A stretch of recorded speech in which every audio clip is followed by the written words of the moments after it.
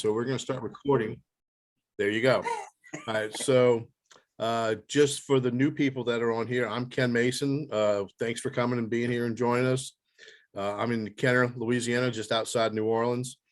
Our very informal group here is actually the remnants of Kevin Rubel's Wednesday night OS virtual check-in that he used to host when COVID hit.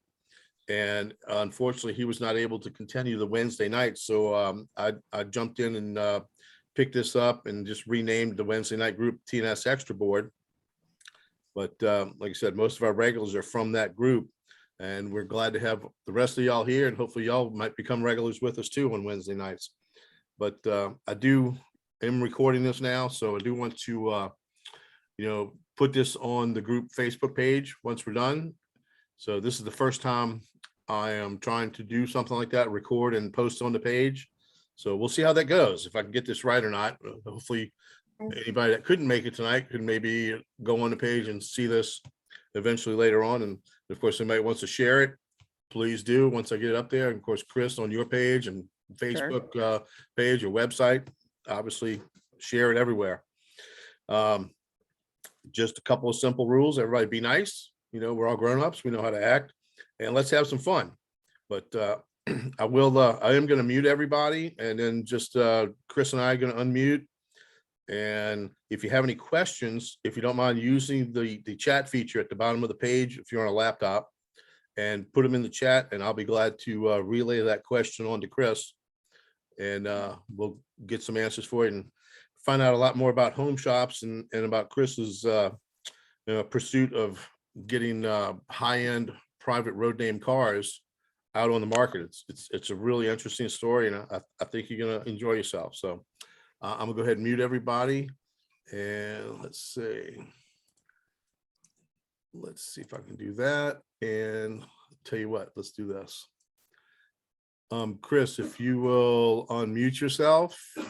All right, can you hear me now? I can hear you, and without further ado, Chris is, as you know, the founder of Home Shops. It's a new company producing high-end private road name freight cars and railroad artwork. And let's everybody welcome Chris Palmieri, who's a model railroader and a rail fan. So thanks for being here. Very good. Thank you very much, Ken. It's a pleasure, and it's nice to be talking to somebody from New Orleans, where I grew up. So I'm kind of excited excited about the introduction here. I will share a presentation to the screen if I can.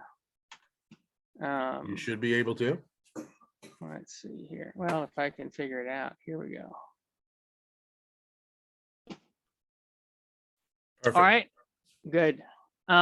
You sent me kind of an outline, so with some questions, and I thought, well, it might be a lot more interesting if there was something to look at as we go along. So I tried to follow that lead, and because of the questions you asked, I'll talk a little bit more about my time in Louisiana and upbringing and my interests, because I've done a lot of interviews that have been just about home shops, and I try to steer clear from that. But being as this is kind of a homecoming here, I'll talk about it a little bit.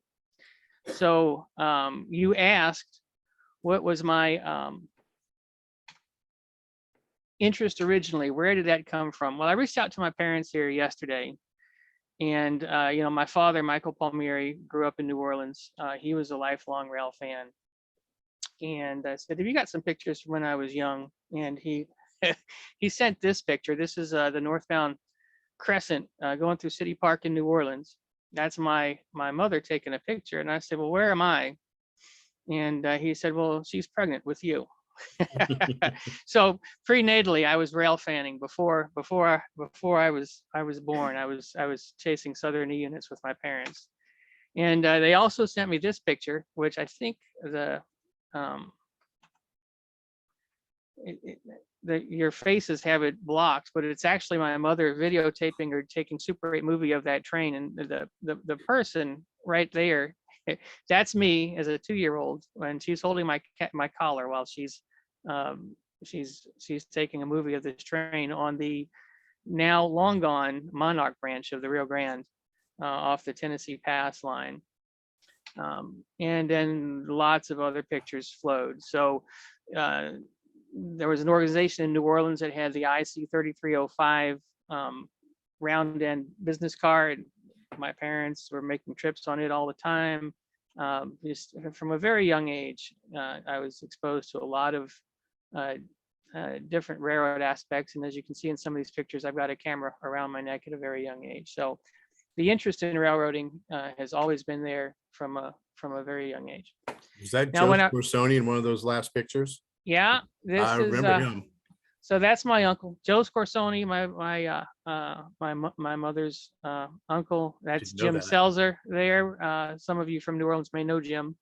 And by the look on my face, looking at Jim there, he said something that he probably was not appropriate.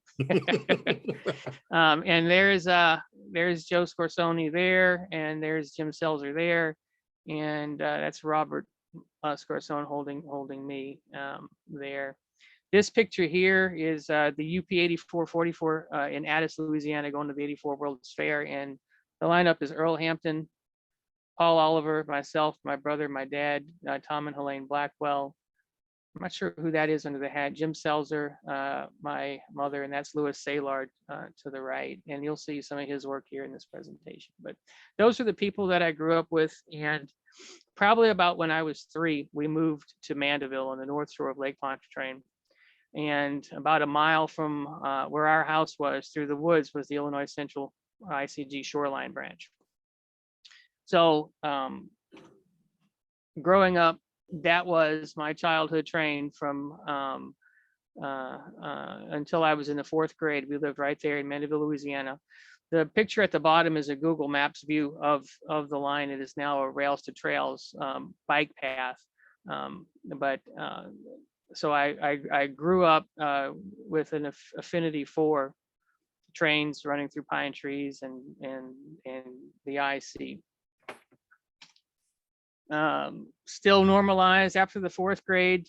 We moved to New Orleans. The picture to the top left is in any tower. Left to right is Earl Hampton, who is a modeler and a rail fan. He has got a L&N railroad in his house today. And he worked at any tower as the control operator for many years. And there's my dad and myself, and that's Helene Blackwell. Tom Blackwell took the picture. They both lived in Denham Springs, Louisiana. And a lot of people would come to New Orleans, and my dad would be the resident rail fan expert and would give guided tours. And oftentimes I got to tag along. And the picture below is right outside of that same tower, any tower, which is where the Southern and the L&N, now the CSX and the NS crossed. And you'll note there's Earl standing outside there. And you'll see the engineer leaning out of the cab of the locomotive with a camera, taking a picture of us. That's Dave Hunold, who I think you know, Ken. Yeah. And he was a member of the CCMRC, and he was a rail fan. And he had at some point in time, he had a freelance model railroad of his own, the Tri-States something. Right. But, this was my experience. I'd go trackside, and the tower operator had a model railroad, and a locomotive engineer was, had a camera, and he had a model railroad, and you could find him at the model club. So it was just a neat and unique experience I had growing up. Another part of what formed my interest in model railroading was our participation in the Southeast Louisiana chapter of the NRHS. And in my later grade school and high school years, every summer they had a trip planned somewhere on a short line in Mississippi or Louisiana.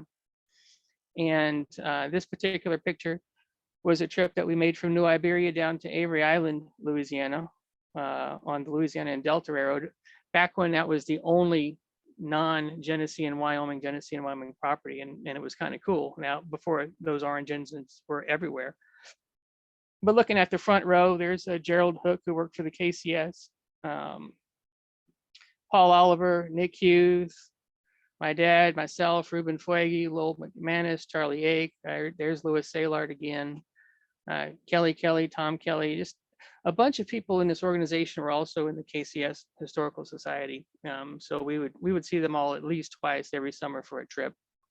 And then the KCS convention And then, of course, there's this, which will be a little bit more meaningful later. But Russell Tedder was the president of all of Georgia Pacific short lines. And I think there were a total of 8 nationwide, but a number of them were clustered in North Louisiana and Arkansas. And a number of times we had fan trips on the Fordyce in Princeton, or the Ashley Drew Northern, or the Arkansas, Louisiana, Missouri, or the Gloucester Southern. And this is a photo run by on one of those trips. And there was just something about this property. You know, Mr. Tedder always treated us like family, and the employees all had pride. They cleaned the locomotives. It was just a really neat experience that I never forgot. Here's another trip on the Gloucester Southern Railroad. I don't know if y'all ever saw the old movie It Happened to Jane, where they had passengers riding in boxcars, but they actually that one. they actually put some benches in the boxcar there because there were too many people for this trip to ride just on the caboose. And it's mostly the same cast of characters. But this was another Genesee or Georgia Pacific road experience that I had growing up, was this fan trip. Another thing I did, you mentioned Joe Scorsone, my uncle. He lived in Slidell, Louisiana, and he was a school teacher. So we both had summers off. And I don't know if Amtrak still does it or not, but at the time they had their zone fares. The US was divided into 3 zones, and you could get your zone passes in unlimited miles. You could make 3 stops. So every summer we would plan a massive trip by Amtrak with usually a 2-zone fare pass. The Central and the Western is where we tended to go. And if we wanted to go from New Orleans to Chicago, and Chicago was our first stop, you didn't have to ride the city of New Orleans. You could ride the Sunset to LA, and the Coast Starlight to Seattle, and the Empire Builder to Chicago, and that was your first stop. So we did a lot of really neat and crazy trips, but it gave me an opportunity to see and learn a lot about railroading. And this picture here, there's Joe Scorsone, my uncle, standing right there. We're riding the eastbound California Zephyr. We had locomotive issues. So at Lincoln, Nebraska, they are putting this SD40 on the head end of our train. And I thought it was real neat. I mean, this Cajun from New Orleans was getting a ride behind a BN SD40-2 that is sublettered Colorado and Southern on the battery box and the number board. How cool was that? Neat. Yeah. and at this point in time, this is 1990.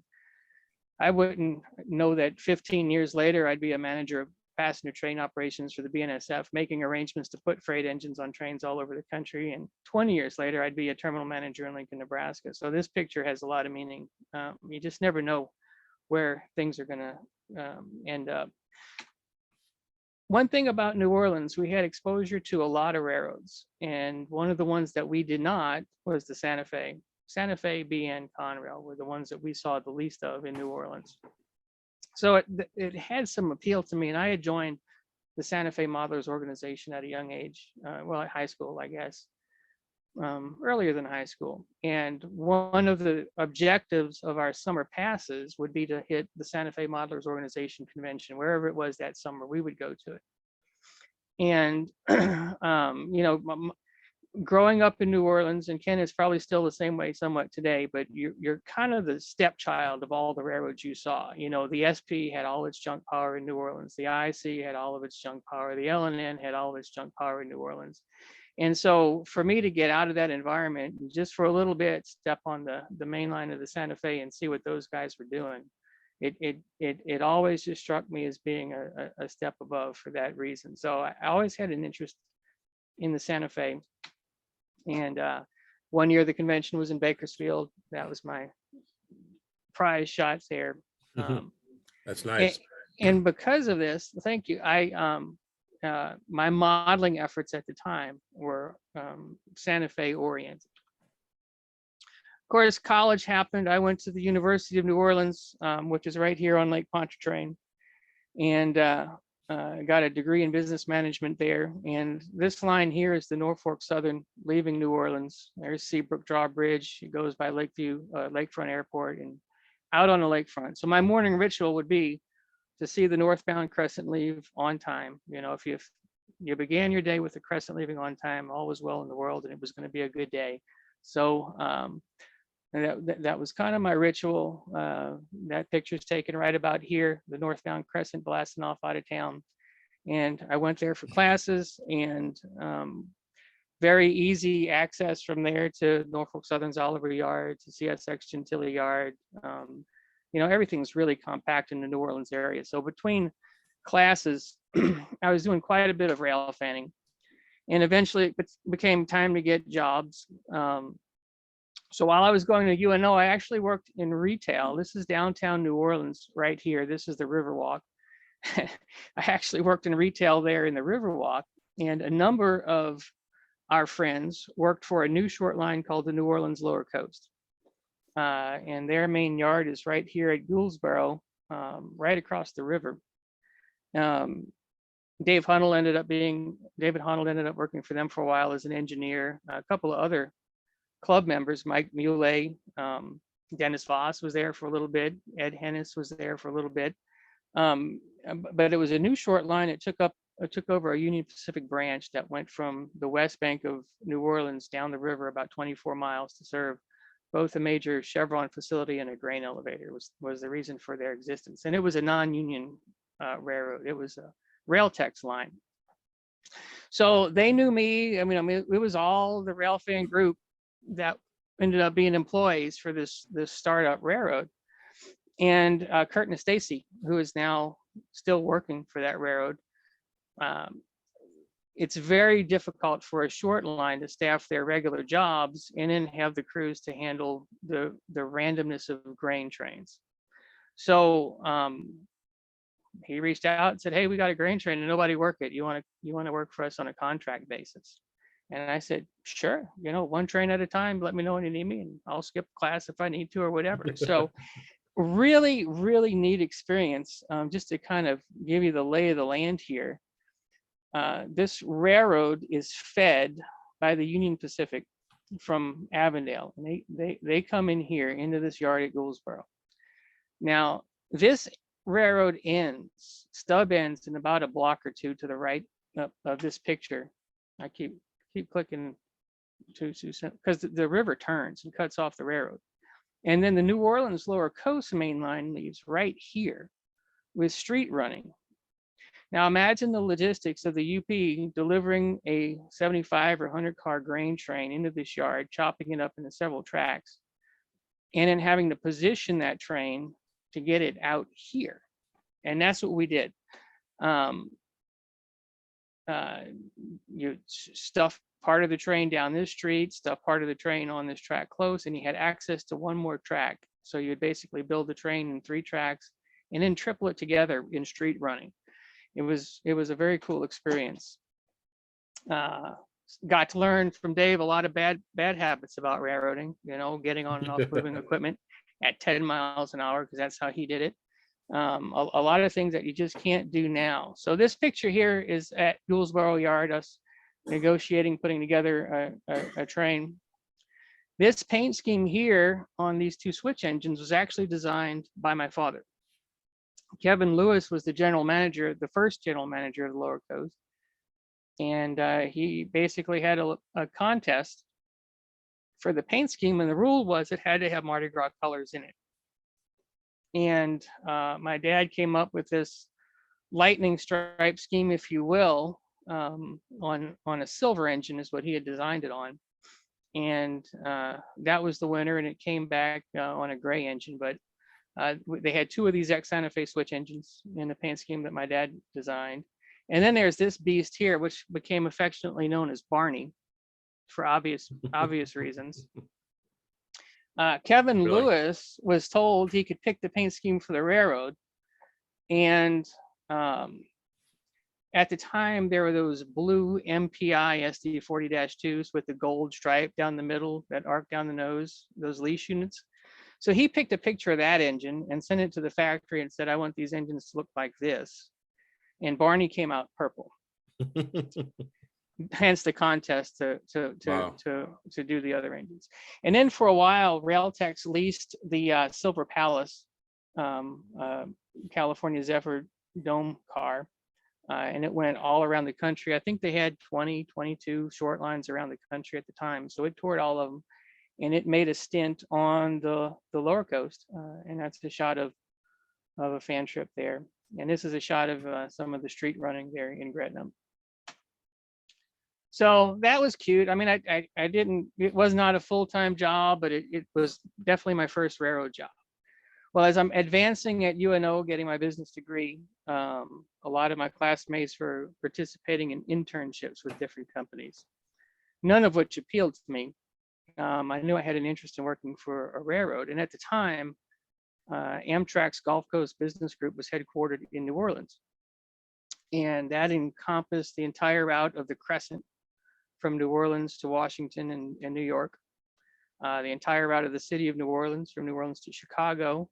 At the time, the Sunset Limited was coast to coast, LA to New Orleans to Miami. So that was all managed from New Orleans, as was the Gulf Coast Limited, which was running at the time from New Orleans to Mobile.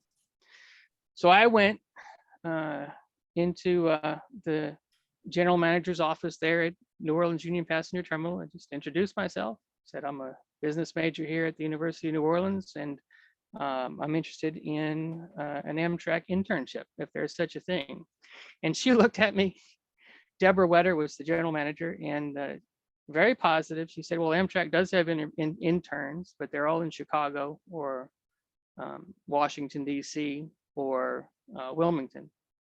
But I'll talk to somebody and see what I can find out. Well, I figured as I walk out of there, I'd never hear from them again. Well, my phone rang a week later, and it was Deborah Wetter, and she said, congratulations, you're going to be our first intern in New Orleans. And you're going to report to Dave White, who is the product line manager for the City of New Orleans train, and you're going to report to Charlie Cox, who is the safety manager for the whole region. And I said, cool. So that was my second railroad job, was working for Amtrak as an intern in New Orleans, getting college credit for it, a little bit of pay. And I'll tell you, that was the best job I had from a enjoyment standpoint. One of the things they did real quick was make me a Operation Lifesaver level 1 presenter. And they sent me all over to do presentations, school bus drivers in Charlotte or whatever. They sent me to do these presentations. Of course, I had a VHS camera, and I told Charlie, I said, don't you think these presentations would be a little bit more effective if the audience got to see what it's like going over crossings they recognize from an Amtrak locomotive? Because they cross these crossings all the time and don't ever see a train, right? So they thought that was a good idea. So I scammed quite a few rides on ahead of Amtrak trains taking videos for that official purpose. And here's this is a trip I went to El Paso to do some presentations with Christine Eldiz, who was the first female Santa Fe engineer. She was an Operation Lifesaver presenter in El Paso at the time, and there was an event. And this is on the Sunset crossing the Pecos Tie Bridge in West Texas. And then this is a very important day for me. Part of my role, a lot of the special events that happened in New Orleans, I had some participation in. And one day the APRCO convention, or one weekend, I guess the APRCO convention was going to be held in New Orleans. And it was going to be powered by the IC units. And I thought, I'm going to skip class today. I'm going to go photograph this train, even though the weather's not the best. I want to see it. Now, one thing about New Orleans, every railroad found any excuse possible to send their business cars to New Orleans as often as possible. If it was Mardi Gras, UPT was full of trains. If it was the Super Bowl, it's full of trains. Jazz Fest, full of trains. And the IC sent the units down at least 4 or 5 times a year. For some reason, they were in UPT.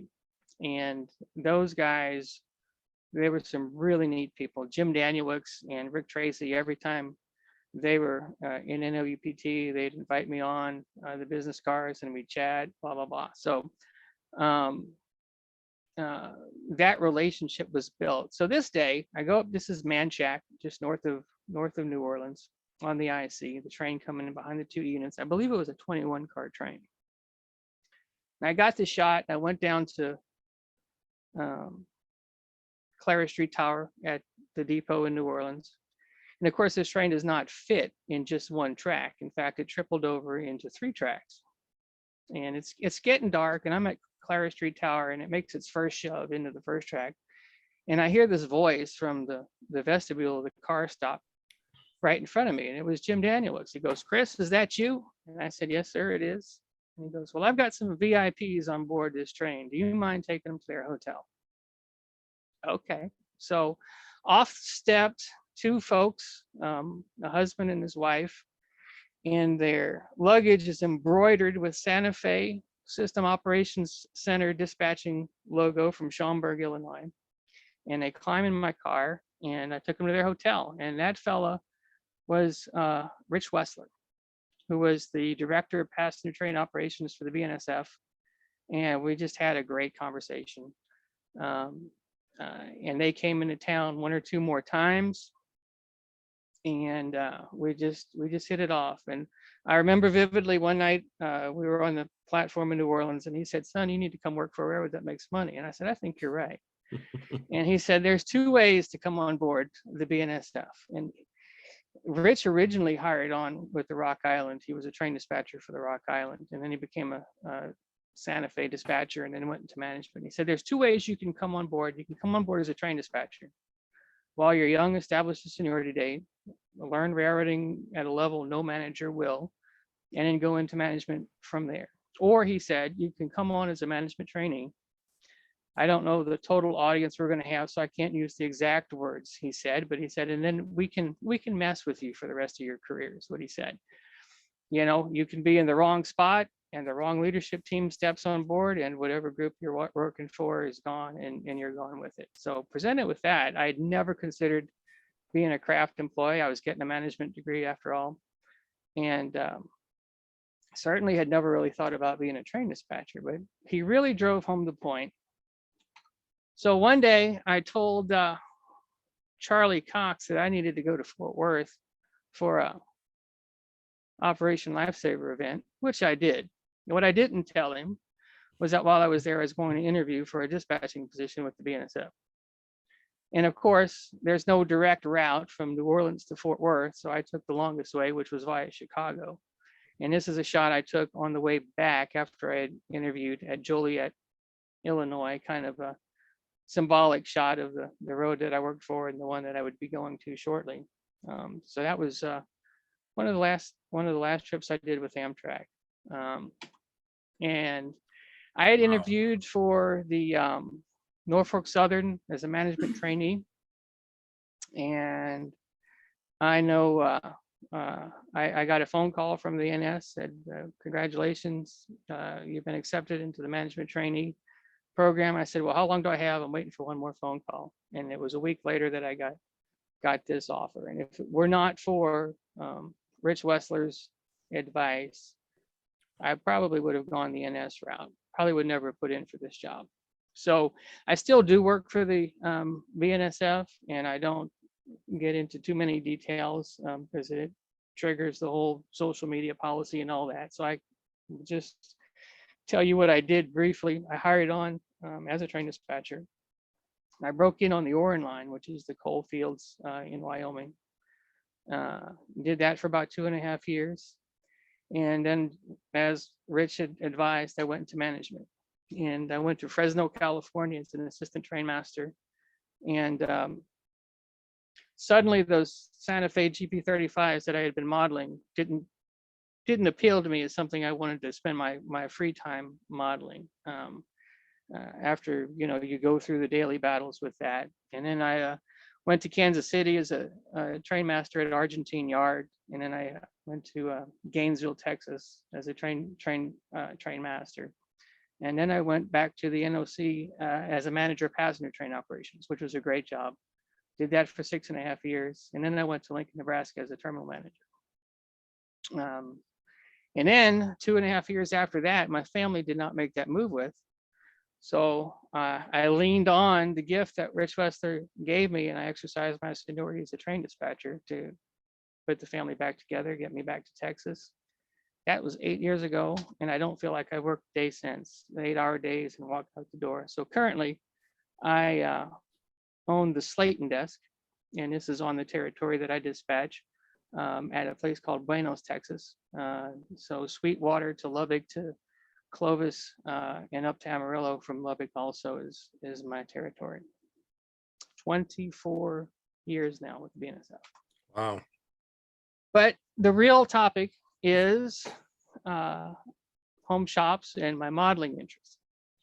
So, and I mentioned just that much about where I work because it's relevant here, because I made the transition between modeling the Santa Fe to really not doing it at all. And then when I got back into it, I decided to go the freelance route.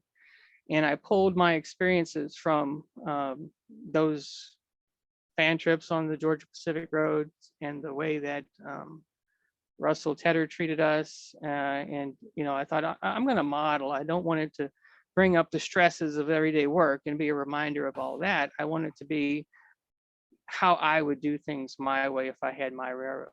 And I thought about it quite a bit, and I finally decided I'm gonna model it after a what if the Georgia Pacific did something a little bit bigger than those short lines. What if when the IC spun branches off, the Georgia Pacific took over instead of Mid-South, and it grew from there. So that's kind of the premise. And I began with the concept and built a website, meridianspeedway.net, where there's a lot of tabs, and you can learn a lot about it. It was a place for me to put the blueprint for the railroad as I was developing it. It includes a map and rosters and stuff like that. And of course, the fun part is, the equipment. And as part of this process, I reached out again to Russell Tedder, because on my website, on the Meridian Speedway website, I have a library, and Russell Tedder liked to write. As a matter of fact, right before he passed, his ambition was to publish a book, and he published this rather lengthy book called Forest Rails, and it's all about Georgia Pacific's railroads. But he has penned several essays that are in my library on the Meridian Speedway website, and he just got the biggest thrill out of these models. He said, I always wondered what that paint scheme would look like on big power, and now I know. He loved it. It's striking. It really is. It's not UP or Santa Fe. It's different. And I've noticed a lot of people are reaching out to short line schemes and adapting or applying them to freelance schemes, and it's really well suited for that purpose. Yes. And I thought about this scheme. It would look good in almost any color combination. I mean, if those engines were blue with that white stripes, or if they were red or orange, or if they were yellow engines with the black stripe, instead of white stripes. I mean, there's just any combination. And I thought about going a completely different route, but those experiences early on with those Georgia Pacific roads, I wanted that memory to be a part of it. So I went that route. And I built the paint booth here. It's just to my right a little bit, and it stayed mostly dormant until COVID hit. And COVID changed a lot of things for all of us. And one thing that it did for me is it got me back into the hobby a little bit more. And I painted up some business cars, started working more with Circus City and getting decals for my cars. I did those 3 box cars, and decaling over the ribs on a box car, you can do it, but it's not ideal. And to do a fleet and have them all look the same is not the easiest thing in the world to do. Yeah, sometimes it's not real fun to get them to settle down. Yeah, and I as I'm doing these things, I'm thinking, sure, it'd be neat if I could just buy one of these cars. and then I mean, the COVID lockdowns really happened, and I think I painted 42 cars in 2020. And I started collecting a lot of Islington Station decals, because a lot of the decals they were making were for cars that I saw in New Orleans in the 90s. They're just great 90s cars. So I was cranking out cars, and part of my Meridian Speedway system map included, well, it included all of Mid-South, and the Mid-South line to Gulfport, Mississippi was originally the Gulf and Ship Island Railroad in the real world from like 1875 to 1926. And there's still an office building in Gulfport, Mississippi that has Gulf and Ship Island written on the top of it to this day. In fact, somebody Oh, cool. who works in that building, we'll get to my first release, but I'm going to do this Gulf and Ship Island car, or I have done it with Tangent. And somebody that works in that building has bought a couple of these cars just to put on his desk in the office in the Gulf and Ship Island building. That's pretty I have cool. to go look for it next time I head out to Spanish Fort to visit my daughter. You can't miss it. It's a big building. So, growing up with my dad when he was real young, when I was real young, he was the local authority on everything rail fan. And I'd hear these conversations where he's on the phone, back when people talked on the phone. And he would talk about, well, did that happen on the YNMV, or did that happen on the Gulf and Ship Island? And as I started to get older and got out, and I'm like, I'm going to see all these things that he's talking about, I realized that it was just the IC. Right? That, and man, was I disappointed when I realized I could never go trackside and see Yazoo in Mississippi, or YNMV locomotive, or a Gulf and Ship Island car, or whatever. So fast forward to this freelance Meridian Speedway, I thought I would like for visitors to my freelance world to come away with a more tangible representation of the history of what's built into this. And I thought, what a better way to do that than actually come up with a scheme for Gulf and Ship Island equipment, which is not the easiest thing in the world to do for a railroad that disappeared in 1926, long before there were any diesels or modern freight cars. But there's a fella named Robert Toome. I don't know if any of you guys know him. He was actually, he was an IC engineer in Mississippi, and he worked for the AD&N for a while. He actually ran one of the fan trips that we had talked about, and now he lives in the Texas area. But on one of the freelance pages, I saw that he had done a 1926 type Gulf and Ship Island boxcar, and it had a logo on it. And there is one known photograph of an original Gulf and Ship Island boxcar, and it has this steering wheel, ship steering wheel logo, and it says the Deepwater Route as the slogan. And he had come up with that logo and made a vector file for it. And I told him what I was up to and asked him if I could use that logo that he had recreated, and he was all about it. So the logo on these cars is his representation, or his recreation of the original logo based on that one photograph that he's able to find. There's actually a Gulf and Ship Island Facebook page dedicated to the Real Railroad, and you'll find that picture on there. Look for that. So I'm getting ready to crank these cars out, and I had painted some for my own fleet, custom painted. And of course, to the point of the perils of painting your own cars, getting that Gulf and Ship Island straight in all those ribs, it's time consuming to get them measured and exactly right.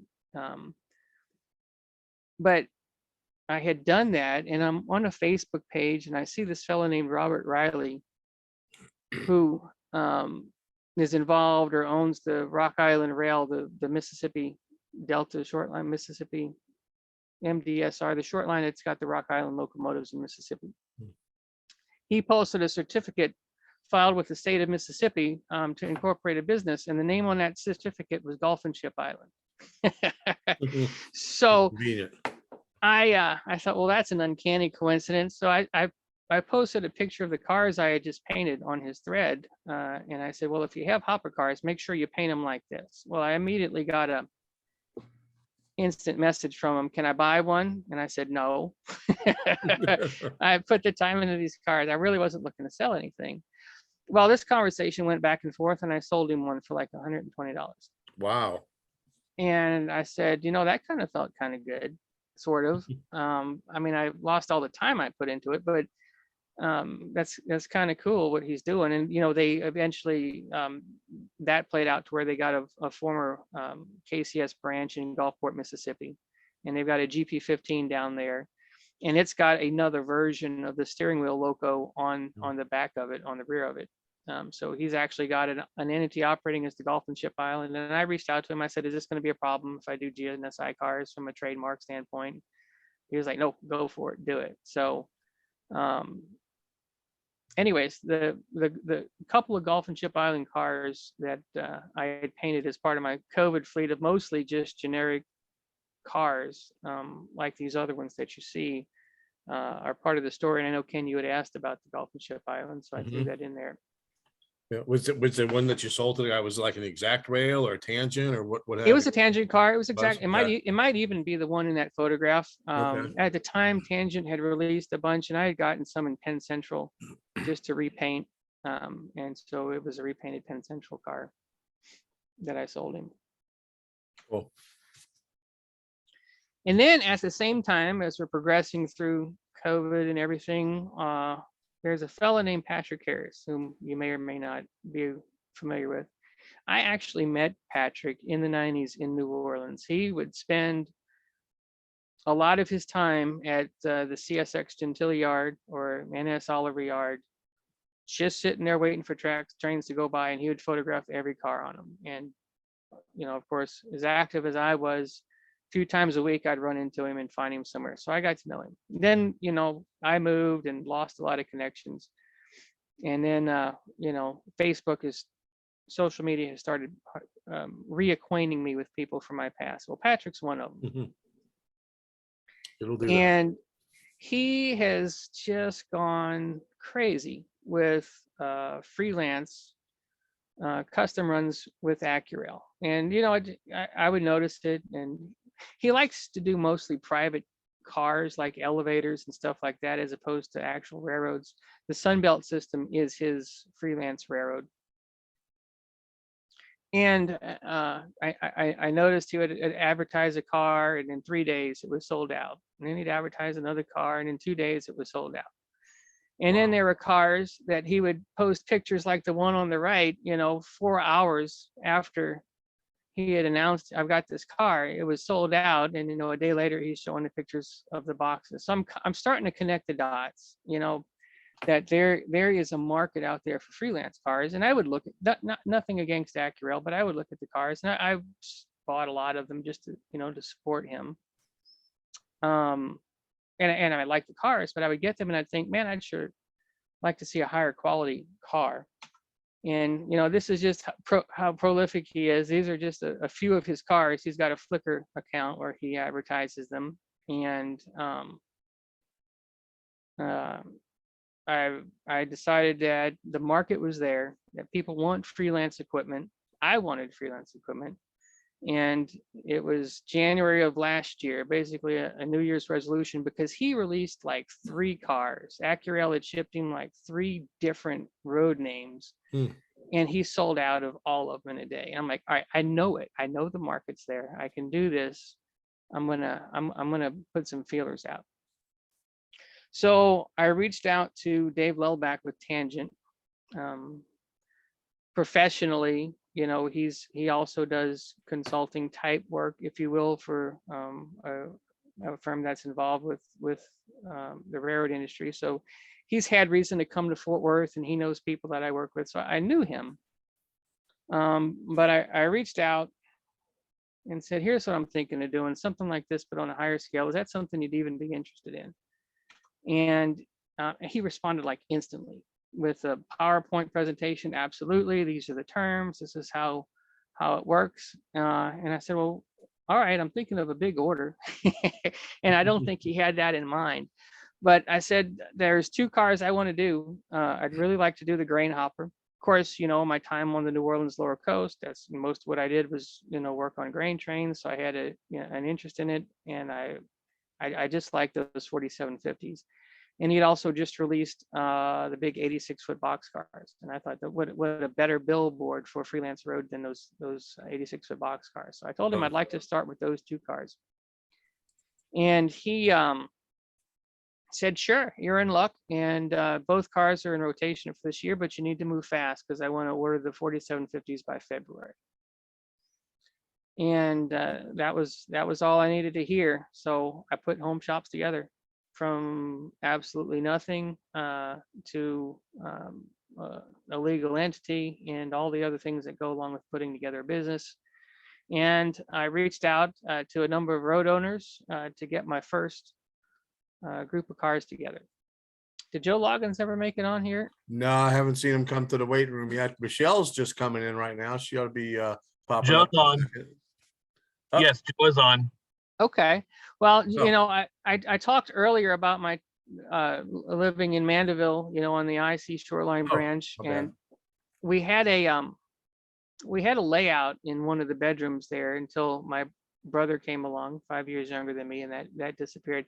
And I remember Joe coming over to the house with an Arkansas Valley Alco, and it was just, I think the radiator fan spun in it, or you know, it was visible, which was really it was a brass model. And then of course at the model club in New Orleans, whenever I'd visit, there was an Arkansas Valley presence there. And I had recently come across his Facebook page and thought, what a better, there is no better road to start with, because you know, I know the owner, and it's a really great concept, and it's been around for a while. So I reached out to him, and he agreed to participate in the first run. And then of course I took the liberty of doing two of my own. That Gulf and Chip Island car that we discussed is on there, and the brown car is my Texas and Great Northern. And then Greg McComas, he works with me. He lives about 3 miles from the house. He's got Michigan Interstate Freelance Road, and I'm here. he owns Mackerel. Hey, Joe. Nice to hear your voice.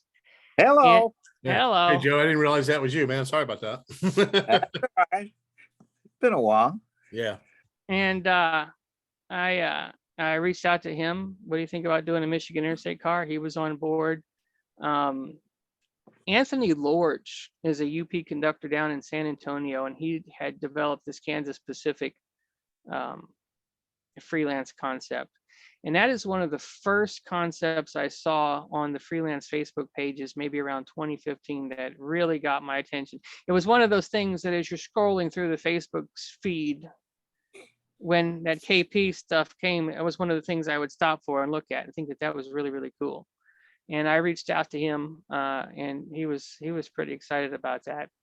The other fellow that I reached out to was Daniel Archer. He has that West Falls Northern. And when I reached out to him at first, he said there were no 4750s in his fleet. And we had a couple more conversations, and there was 40 of them in his fleet.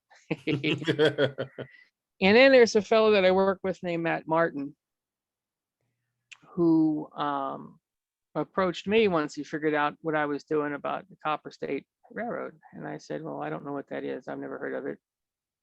And he told me a little bit about it, and a little bit about Brian Banham, and the exposure that he had had with it, and that he had kind of taken it over. So I was in my mind going to have a 6-car first run, and he talked me into adding number 7. So that's how the first 7 cars came to be. So this is an idea, just to kind of give you an idea of these timelines, that I had in January of last year. Was told that they were going to be, the order was going to be placed in February of last year. And I don't think at that time, I tell you what, Dave Lellback is just awesome. I think I delayed his order for these cars by 2 months to get all this together, because he placed the order with the factory in April of last year. And it is now April, a year later. Yeah. And instead of getting all 7 of these cars on one container, the factory decided to split the order up, and Tangent has received the first container, and they actually shipped me yesterday by UPS the first 4 road names. Which are? The first 4 road names are the Arkansas Valley, the Copper State Railroad, the Texas and Great Northern, and the West Falls Northern. So those cars are in UPS custody, and I will have them Friday and Saturday. The original plan was to ship 1 pallet to me.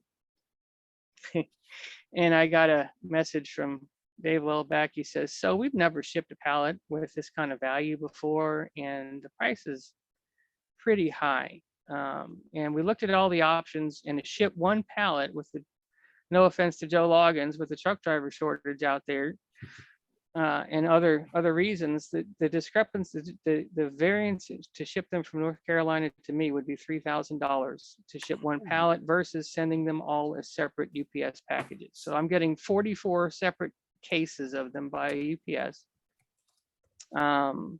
And he split it up. He shipped two of them. He shipped half of them yesterday and half of them today, which will arrive on Friday and Saturday here, which are my off days from the day job, so that I'll be here to receive them. So I've got 400 boxes downstairs and 238 orders ready to go. I've done some test shipments and a few shipments with posters and in the ambassador fleet car. So I feel like I'm ready to go as far as shipping these cars safely. But 4 of them I will have Friday and Saturday. The other 3 roads, the Gulf and Ship Island, the Kansas Pacific, and the Michigan Interstate, are en route.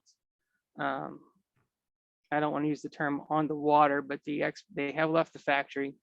And right now we're hoping for an early June arrival. So they're in a container somewhere. They're in a container somewhere. I will tell you, it is nerve wracking. I'll bet. It I'm is. sure it is. But I mean, we're really excited to get them. And the factory samples that we got just exceeded my expectations. So we're pretty excited about that. So that's the first run. That's great. Can't wait to get the ones I ordered. I even have your handwritten note still on the number change for one of them. I've got it. Well, Ken Goday's fault on that one, but yeah. Well, we'll cut an investigation notice. Right. So one thing about these so now I'm learning that realistically a timeline is just figure 12 to 16 months from the time a factory gets an order to the time realistically I'll get them in my hands. Yeah, that's the new world order now.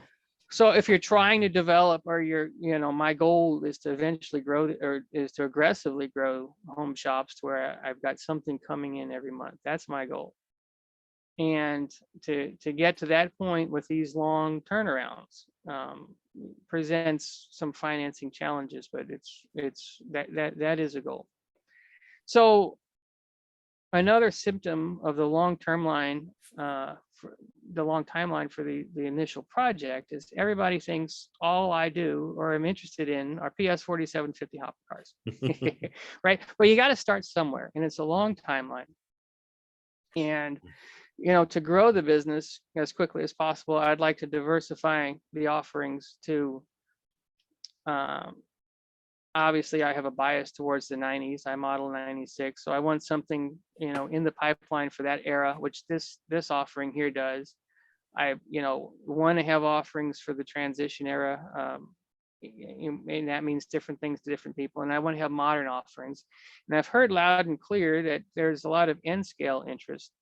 And we'll talk about something at the end of this that's in the pipeline too. So, if I can find the right mix of getting products coming into those different audiences, that will help us. So to that end, Dave Lellback released a 40-foot boxcar. There were just a lot of really great reviews.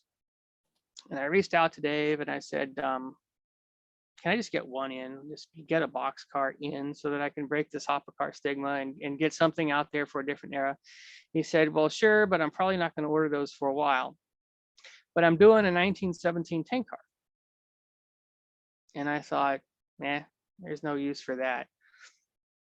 But then I was perusing the Virginian and Ohio Vino Historical Society Facebook page, and I saw a picture posted of a company service sand hopper, and coupled to it was a V&O company service tank car. And I thought, well, now wait a minute, this might be an opportunity to do something really, really unique. So I reached out to Patrick Harris because he had already done some V&O cars and had a relationship with Brad McClellan. And I told him about this, and he hooked me up with Brad McClellan. And it took him about a week to really understand what I was saying. And once he figured this out, he talked to his dad, Alan, and they were just extremely excited about doing a company service tank car. So we're going to do this. This order is placed. We're hoping to have it around August, September-ish, but what year, I don't know, but hopefully this order was placed with the factory a few months behind the 4750s last year.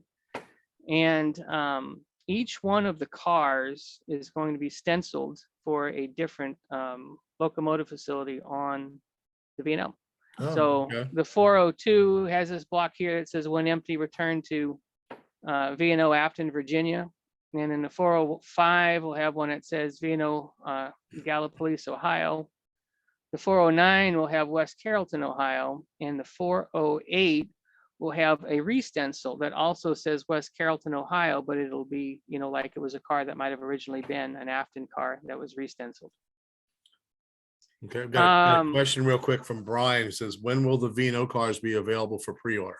I don't know if Okay. I'm going to pre-order, just because, I've done some other podcasts and I explained, I think on an AML podcast, why I launched when I did. I had the paintings coming, or I was anticipating to have the paintings, which we haven't discussed yet, from Robert West. I commissioned a painting that I thought I would have in August of last year, which I didn't. But I had the site set to count down and wanted to have something there at the initial launch available. So I decided to go with the only thing I had, and I made the cars available for pre-sale. And I will tell you, I'm just incredibly blessed. This is August of last year now. So some people have paid for these cars 8 months ago, and nobody is upset. I think everybody gets what's going on in the world. Oh, yeah, definitely. But just that I definitely, if I pre-sell them, want to shorten up that timeline to at least not until I've got the factory samples in hand, which seems to be a 4-month timeline from when you get those to when the cars will arrive. But if I've got other mechanisms to fund the projects that I'm working on at the time, I'm probably going to drag my feet. I would like to get to the point where I can do the Dave Lellback method of here they are. I think the market is there, but when they're available for pre-sale, there'll definitely be a lot of notification on Facebook and other places. Yeah, and my question is, I just can't read the text on the picture. What is, like, I know it's an older tank car, but what's the build date on these cars? They're painted up 60 and 62 repaint dates. Okay. The original build date is 1920. Okay, but you have to be modeling at least the 60s to have it for these ones here. Okay, cool. And that was based on Intermountain had done a number of company service tank cars. They did Rio Grande ones, and they did some Frisco ones that were not necessarily unlike these with the yellow dome. And a lot of those cars had similar early 60s rebuild dates. So working with Dan Kohlberg, he kind of steered us towards that date based on what else he found out there. Dan Kohlberg is a fellow that does the artwork for Tangent, just a fantastic person to work with.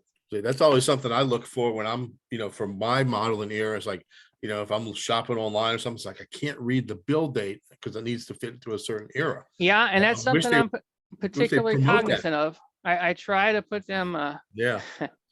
Yeah. Hi, Michelle. I do try to get that as I'm putting more orders together. I'm trying to get at least something with the earliest possible build date on something in an offering, because to your point, people look at that build date, and if it's out of their time frame, then you lose that market. Hopefully it'll be a collector and buy it still, but it may not ever run on somebody's layout. Correct. So for that reason, an inquiry into a boxcar turned into this tank car, and cool. It's also developed a relationship that I've got with Alan and Brad. I just had a Zoom call with both of those guys on Friday with Patrick, and a lot of really cool V&O stuff in the pipeline. Excellent.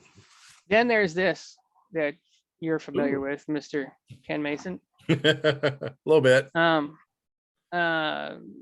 True to my initial conversation with Dave Lellback, I wanted the second big car to be these box cars. And thank you, Joe. He's the first row to be in two offerings. The Arkansas Valley is there. Chris, while you're starting to talk about these, I'm going to go run in the back and grab some to be able to show y'all in a couple of minutes. I'm going to mute, but I'll be right back. We like show and tell. So I wanted to try and get different roads. My goal was to reach out to as many. Hey, Greg, we're pretty excited about the Maryland Southern car. That's Doug Carey's.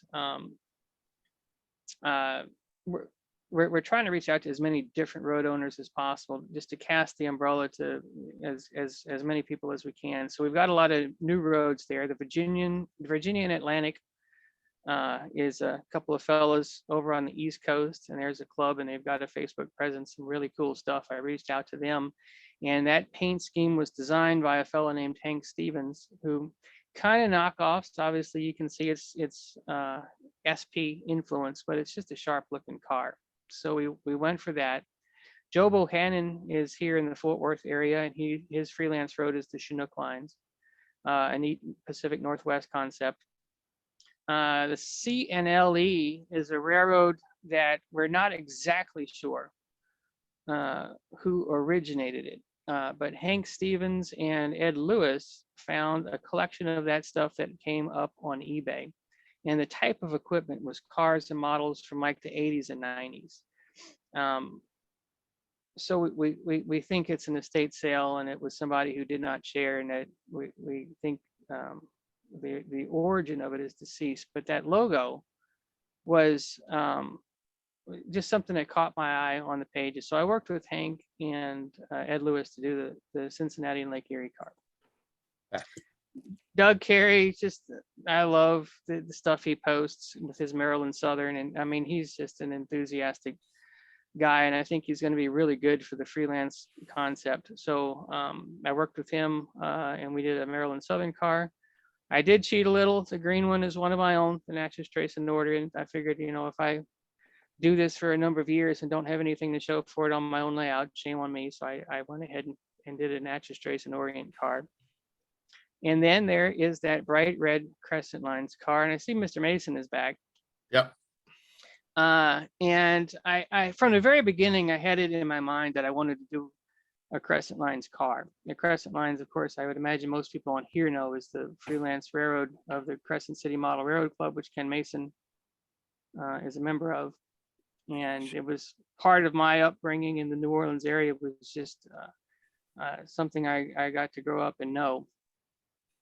And I met Greg Giovanillo at the Springfield show, and I told him I almost didn't reach out, because as I put feelers out, people were like, "Don't even bother the CCMRC. They won't let you do it." Blah blah blah. But I did anyways, and I'm going to tell you the complete opposite. I talked to the two Kens, primarily as who I worked with, and we bounced a lot of correspondence back and forth, a lot of ideas back and forth.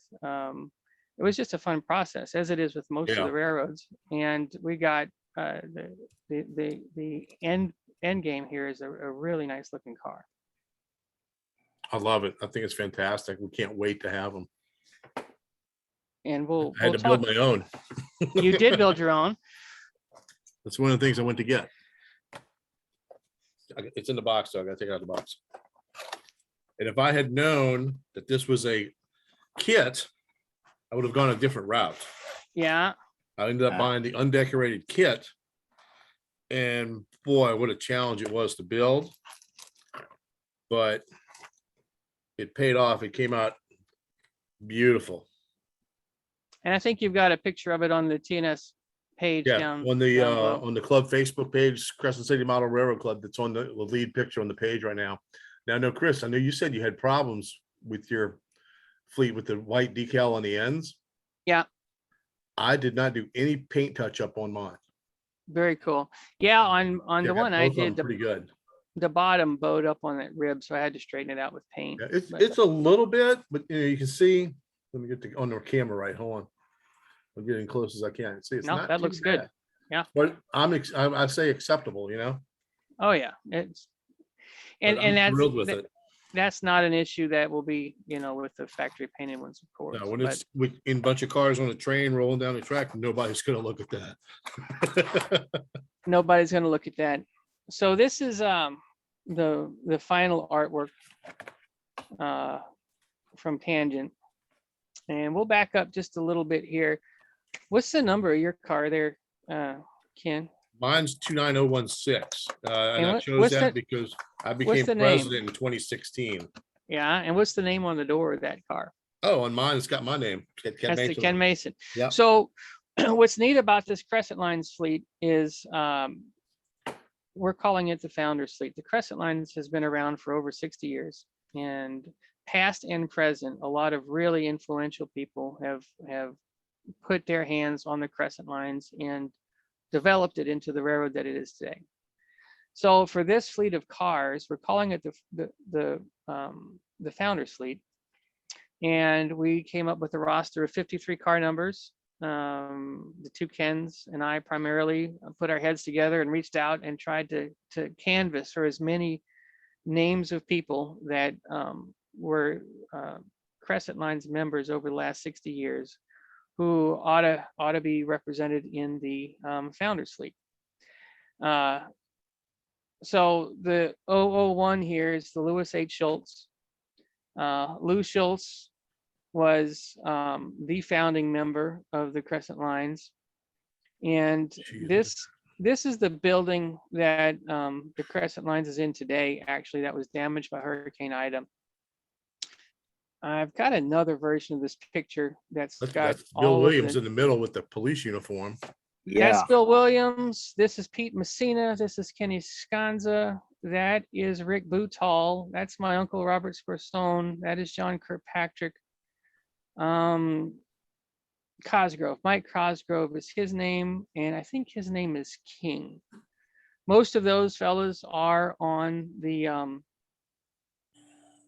master list of 53 cars. I believe so, yes.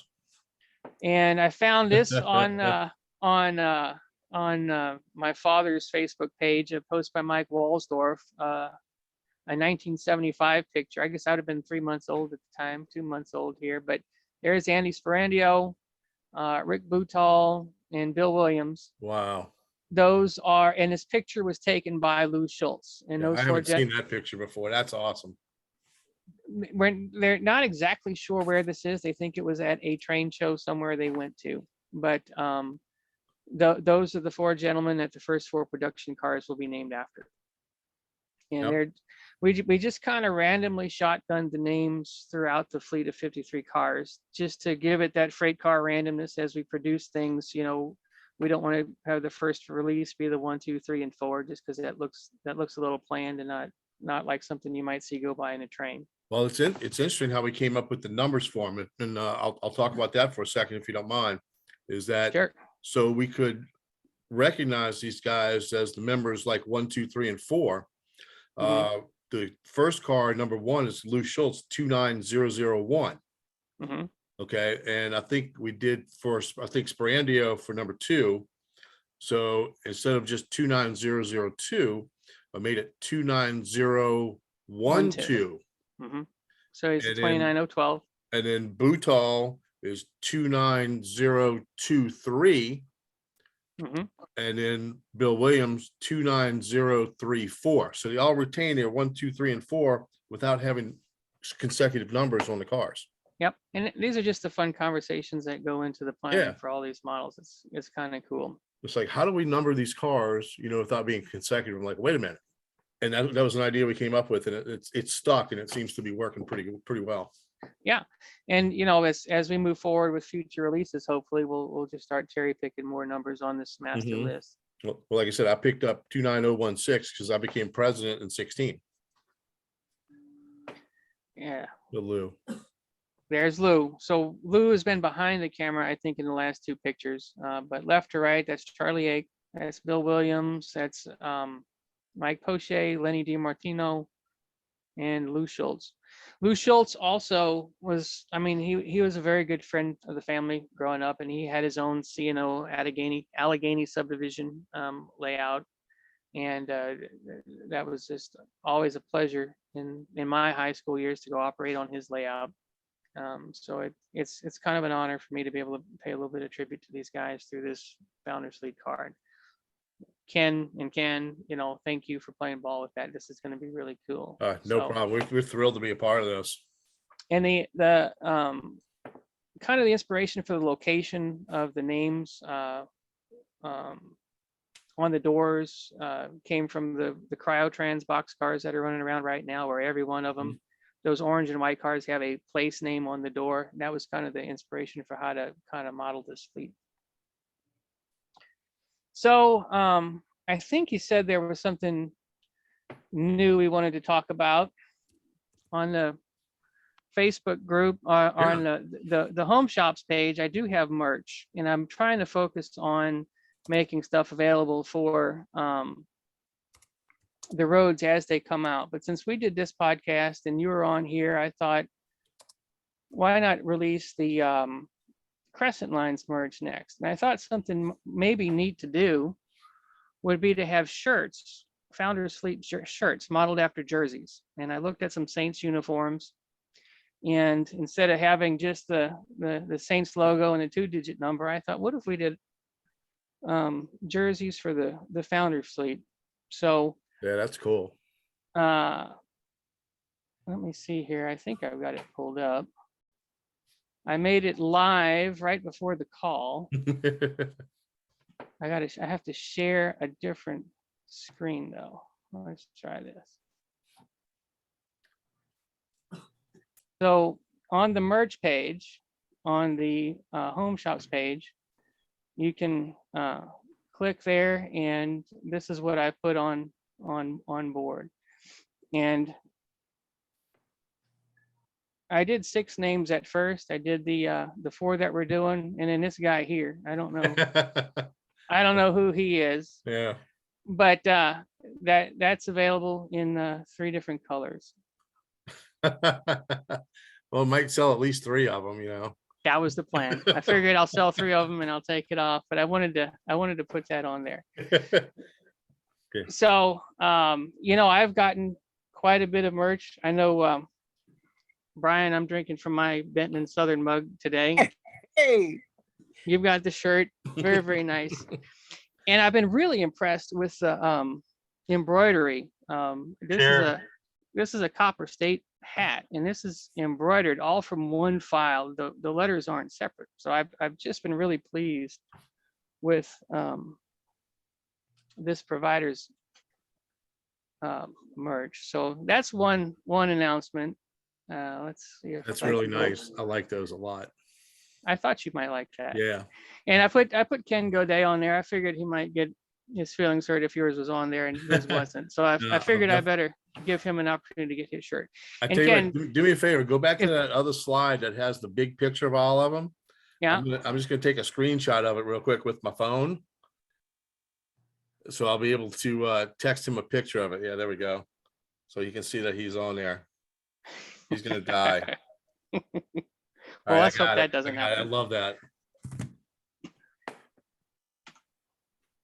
So one of the other questions you asked me is, are we married to Tangent forever?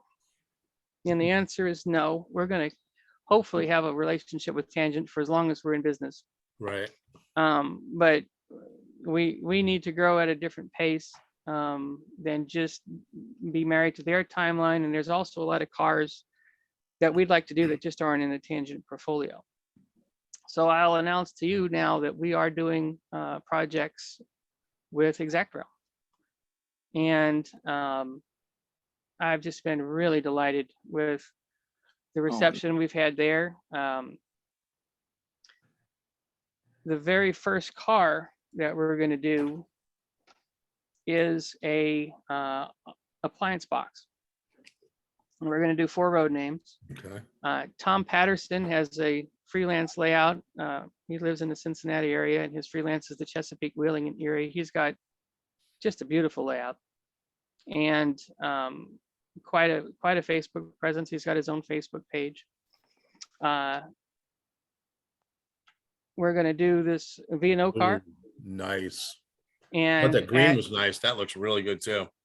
Thank you. And at the request of Brad McClellan, these cars are going to be assigned to the Moraine pool. which was a Frigidaire facility not too far from where he lived, and that'll also be in the smaller stenciling. I've really liked, there's a fellow named Sam Meehan who has a more modern freelance railroad, the Wyoming Valley and Western. You've probably seen the red and white locomotives that he's had painted up. So we're going to do a more modern repaint version, a 2005 car, because his freelance railroad begins in 2004, I believe. So he'll be a first time offering, and hopefully we'll have a lot more Wyoming Valley and Western stuff to offer moving forward. And I was just going to do those three, and I couldn't help myself. Oh, that's good too. So Beautiful. I'm breaking some of the rules, sort of. These are auto parts box car or appliance box cars. I'm as a freelancer writing my own script a little bit, that we purchased some of these cars for paper service. Now there are not many 60-foot box cars, high cube box cars in paper service, but there are a lot. There's a big group of 200 Fordyce and Princeton 60-foot box cars in paper service, and they've all got the roofs bulging out the top because the forklift operators destroyed them. There's lots of photographs of them on Railroad Picture Archives. Oh yeah. So and Chris Brimley with Exact Rail, just mentioned that, and I said, well, here's what I'm going to do. I'm going to write the storyline that we bought these for lighter products like toilet paper or whatever, but we made them high cubes so that the forklift operators wouldn't destroy the cars like the Fordyce and Princeton ones. So yeah, that's why we have the 86 footers for the paper too. Yeah. So yeah, so you can write all kinds of things into your storyline. So I'm not going to put a timeline on these. I'm afraid to put a timeline on anything, but this is our first Exact Rail order, and there will be more to come. And Exact Rail will be our first N-scale producer. Oh wow, cool. As well. So you're doing HON in on the Exact Rail? Correct. Okay, and is that order placed yet? No. Okay. The N-scale is not. Timeline, but are you gonna do a pre-order on that, or kind of like wait and see on the the V&O car? I'm gonna wait and see on everything. I'm gonna if I can drag my feet to the last possible minute to pre-sale, I feel like I'm tempting fate with the goodwill I've gotten from everybody so far, and I don't want to be that guy that keeps putting out stuff this far in advance. So I don't. Yeah. But for sure, I do not intend to put anything available for pre-sale before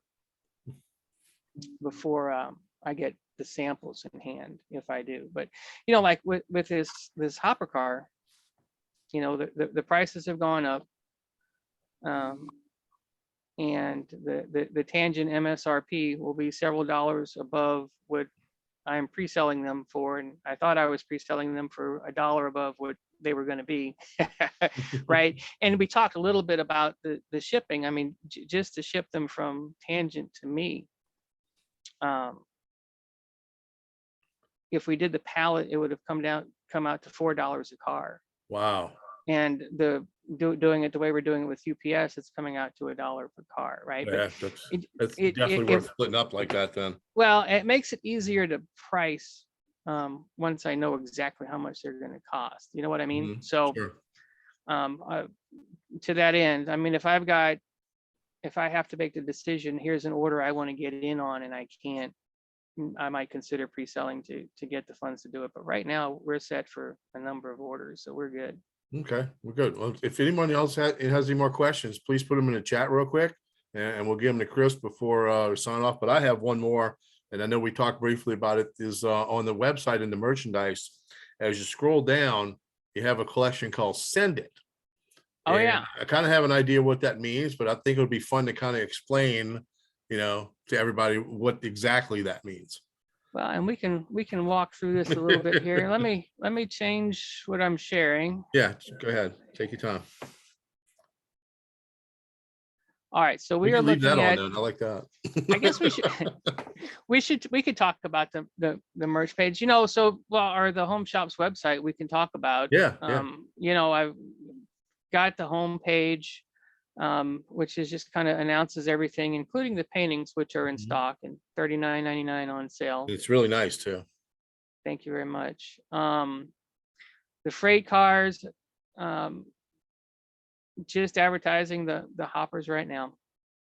The painting, and then low hanging fruit is merch. And my primary objective with the merch is just to get the road names out there more. So I designed things for the intent of, what might somebody wear to an operating session? What might somebody wear out trackside? And I didn't want everything to be, a lot of people are doing merch and they're just plugging in the logo of a freelance railroad. I wanted to try and come up with stuff that would somehow tie home shops to the road. So like, here's a t-shirt and it's, we got a Home Shops First Run Member Road on it with the first car for Michigan Interstate. And so I'm trying to come up with unique merch for those roads, and then some generic home shop stuff just to have it out there. And are you you're going to referring do merchandise for all the 7 of the first hopper cars? My intention is to. It Okay. takes me. It's just a matter of time. I've got to wedge in a couple hours for each one to get the files Sure. the way I want them. But my intent is to do each one. So there's some other Facebook groups I'm on, and there's kind of a saying, send it, that's gone viral on certain YouTube channels, and it applies to the railroad world and the real world.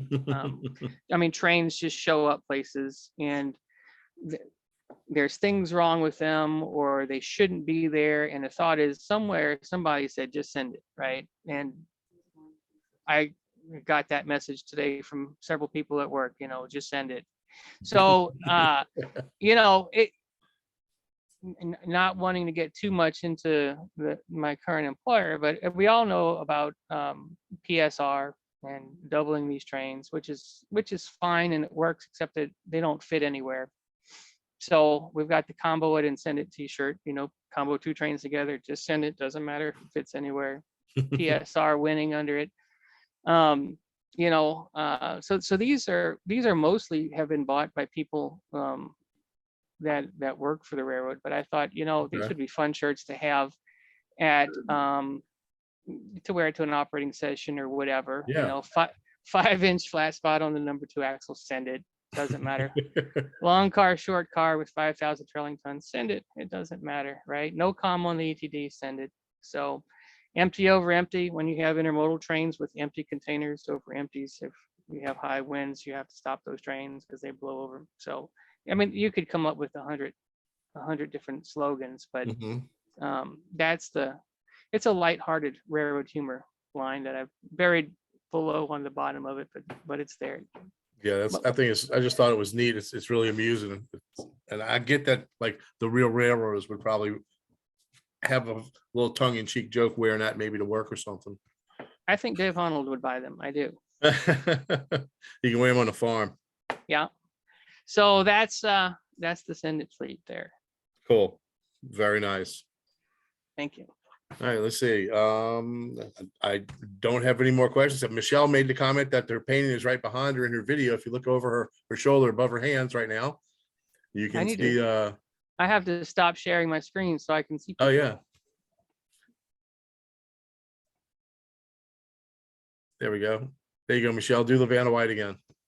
Nice. There you go. Okay, and we did have a comment earlier that looking forward to the V&O car. I'm certainly looking forward to that myself. So, but that was excellent, Chris. I really appreciate you being here. Well, I appreciate the invite. It was a lot of fun. We got to get Joe on there one day. Oh, I have my other show and tell. Where's Joe on my screen? Did he go? Is Joe still here? I see Joe. He's still here. Oh, there you are. All right. Hang on 1 second. Let me get you over here 1 second, Joe. Stand by. Joe, unmute yourself again. I got to shame you one more time because you still haven't sent me decals. No. I'll be expecting my decals next week. Okay. So. Thanks a lot, Ken. All right, well, I'm gonna, Now, that I'm gonna- particular AV unit was in Aardvark Valley, right? yes, whoops, hold on, I hit the wrong button. Shoot, I'm trying to unmute everybody now. Crap, everybody unmute themselves for a minute. I'm trying to figure out how to do it, and it's not working for me. Isn't my picture great right there? Yep, there you go. Okay. But, Thank you. That's beautiful. It looks Brian? tiny because it's so far back. Brian, I'm gonna shoot you. It's quite big. Yeah, I gotta go way back. yeah, but, Somebody had to. Joe, we need to get you on here one night to talk about the AV Yeah. and your time at the CCMRC back in the day. And, Yeah. I want to get Brian on here to talk about his Benton and Southern and his relationship with the AV too. So, but thanks everybody for being here tonight. You know, Chris, thanks again. It was really fun. I enjoyed it. I hope everybody else did. And you know, hope everybody can maybe come Great back next presentation, week. We'll Chris. have some Likewise. regular BS next week. Chris, what train shows do you normally attend or go to do publicity for your business? Well, we haven't been around long enough to have normal. The next one that we are scheduled for is the St. Louis RPM. Okay. To the point of my daylight job, I don't get that much time off a year, so I have to be very, very selective. So we did the Fort Worth RPM last year, the new Red River one, because it was right here. And then I did the Springfield show. I met Michelle there. It was pretty cool. And I'm kind of just dragging my feet till I actually have some inventory to bring to these shows. So I was pretty confident I would have these cars in time for the St. Louis show. So we're going to do the St. Louis RPM, and we'll just kind of go from there one at a time. So you're talking the national show in August? Not the NMRA show, but the RPM, which is I think 2 weeks, 2 weeks different. Let's see. There's Michelle's nodding her head. She probably knows the date in her head. I don't know the date, but I think it's like a week or two after the national show, Okay. towards the end of Okay. August. The convention and national train show. After that. The convention is the 7th through 14th of Is August. that August? Yeah. Okay. So, sorry, I get to finally meet Michelle in person this weekend when she comes to town.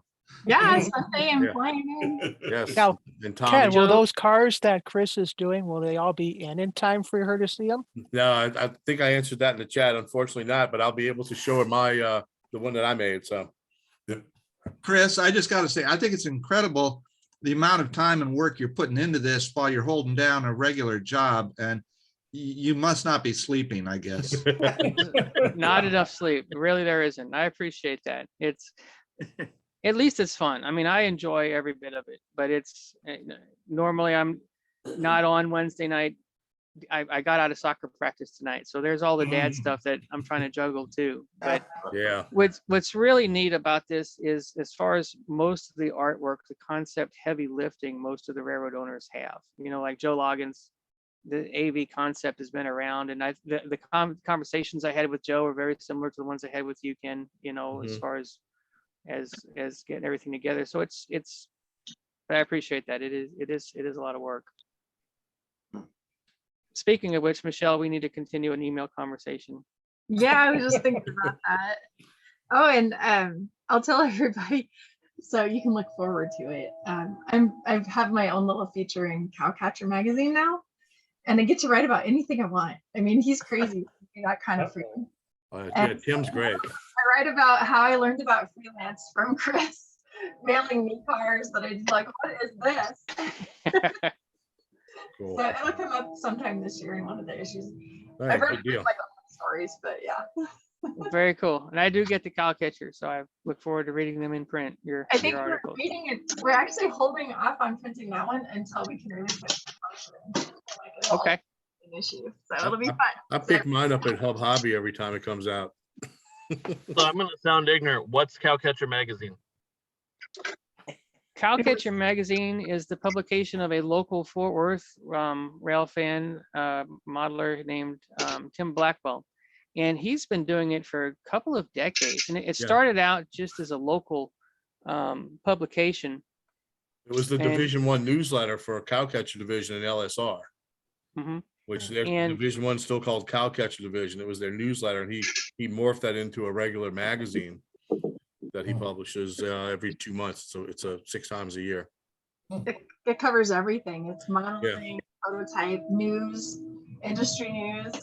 I think it's really interesting. I've been over for a long Yeah, time. Brian, it has a little map in the back of each one. I'll dig one up and see if there's anywhere up near you that you can pick it up or not. If nothing else, I can get you information to subscribe to it. It's not real expensive. I say, yeah, if you could get me the information on Sure. how to subscribe, yeah, that'd be Yeah, great. I'll be glad to. Yeah, no problem. So, all right, well, I guess that's about it for tonight, y'all. Like I said, come back next week. We'll have just our regular Wednesday night BS session going and talk about some trains and whatever.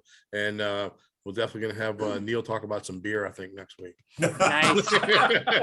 Nice. But And Chris, you're more than welcome to join us on Wednesday nights too, if you're not doing dad things either. of course, Okay. all the time. I appreciate you know. that. I appreciate that. Thank you very much. This has Yeah, been fun. keep an eye out on the Facebook group page for like, if we're gonna, next time we're gonna have a guest and post, and like I said, I'll see if I can get this this meeting that we're recording. I'm just about to finish recording, get it posted on the group page. So if anybody that missed it can go catch up on it and hopefully enjoy it as much as we did live. All right. Awesome. Thanks a lot, Chris. Yeah, You bet. thank you, Chris. I Thank you, enjoyed it Chris. very much. Yeah. Thanks, guys. It's very Yeah. encouraging. Thank you. All right, Joe. And Joe, I'm gonna be talking to you soon. Okay. All right, y'all have a good night. Yeah. Good night, Good everyone. night, everybody. Bye, Yeah, y'all. I'll come back now. You hear?